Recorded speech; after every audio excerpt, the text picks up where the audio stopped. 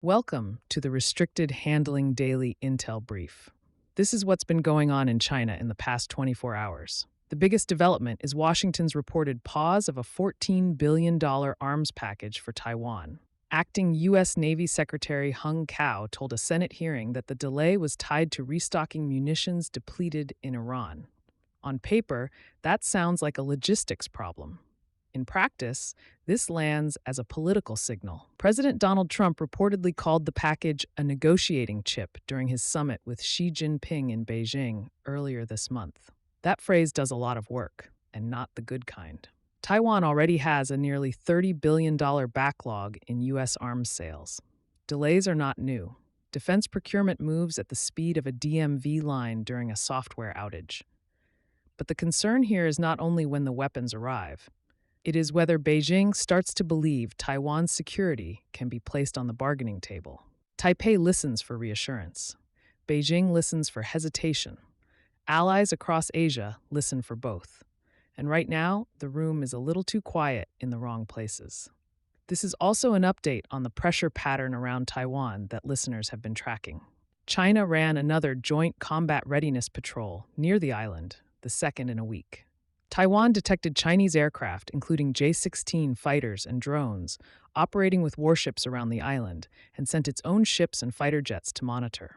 Joseph Wu, Taiwan's National Security Council Secretary General, called the activity unprovoked and said the PRC is the sole source of instability in the Indo-Pacific. Blunt, yes. But Beijing is not exactly whispering here. The key point is not the aircraft count. The point is pressure becoming routine.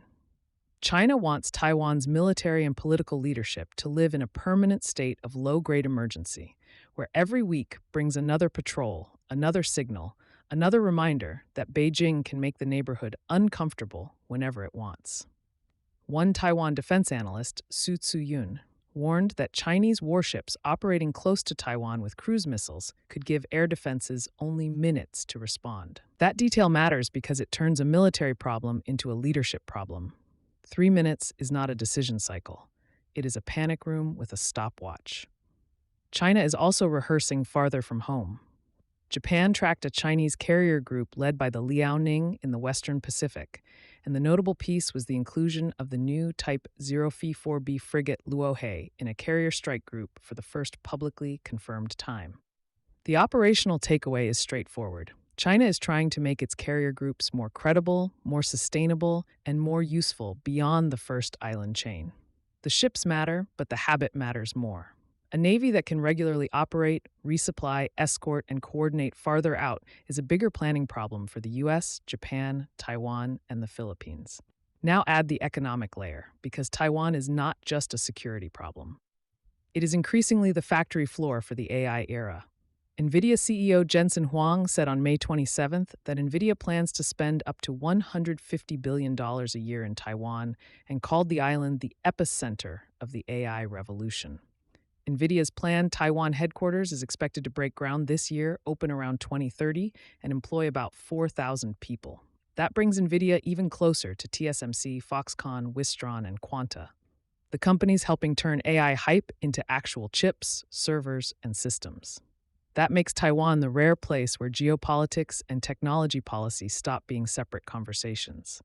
The island is under military pressure from China, watching for steadiness from Washington, and simultaneously becoming even more central to global AI infrastructure. AMD has also committed more than $10 billion to Taiwan's AI sector. So the world is doing something very human and very risky, building more of the future in the place everyone worries could become the next major flashpoint. Tremendous confidence. Also, maybe check the fire exits. Beijing's pressure campaign is not limited to Taiwan's immediate neighborhood. Chinese Foreign Minister Wang Yi met Czech Foreign Minister Petr Machinka and said China is willing to improve ties with Prague, while also urging the Czech government to practice the One China principle. The timing is the story. Czech Senate President Milos Vystrčil is preparing to lead a business delegation to Taiwan and meet President Lai Ching-te. Czech Prime Minister Andrej Babis criticized that trip and declined to provide a state plane. Beijing's play is familiar.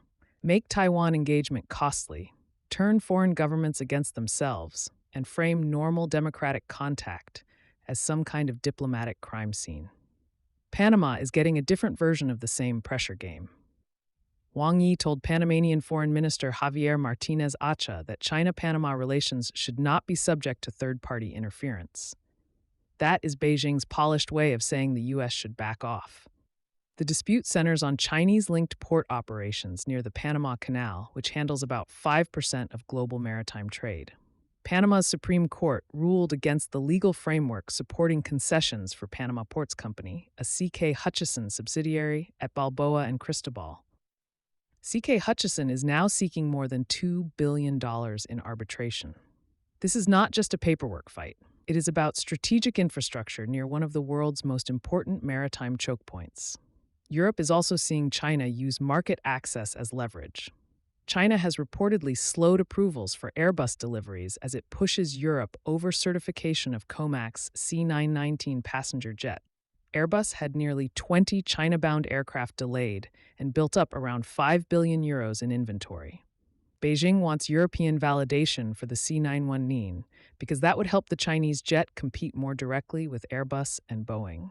This is industrial policy with a velvet glove and a brick inside it. China wants legitimacy for its aircraft, leverage over Europe, and a reminder that access to the Chinese market comes with strings attached. In Southeast Asia, Vietnam and the Philippines are moving closer in a way that should get attention. Vietnam's top leader, To Lam, will visit the Philippines from May 31st to June 1st for talks with President Ferdinand Marcos Jr. on trade, security, and maritime cooperation. The interesting part is that Vietnam and the Philippines have overlapping South China Sea claims, but their disputes are not the main show. China is. Their coast guards held first joint exercises in 2024, and Manila has been widening its defense partnerships under Marcos. When countries with their own maritime disagreements decide they have bigger problems in common, Beijing's behavior is usually somewhere in the background waving hello. Russia, meanwhile, is back in the gray zone because apparently the Kremlin looked at sabotage, cyber attacks, and disinformation and said, let's make that a daily subscription. Anne Keast-Butler, the director of Britain's GCHQ, warned that Russia is scaling up hybrid activity against the UK and Europe. She pointed to cyber attacks, sabotage, assassination attempts, and disinformation meant to destabilize economies and institutions and divide NATO.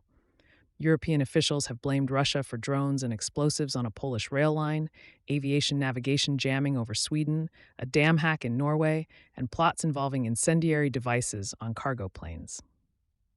The broader message is that Russia is not only fighting in Ukraine. It is trying to make Europe feel insecure everywhere else.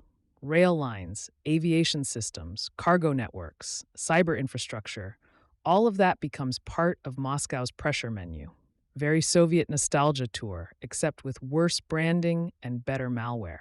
Keast-Butler also singled out China as a science and technology superpower with sophisticated intelligence, cyber, and military agencies. She noted the Salt Typhoon cyber campaign targeting more than 80 countries.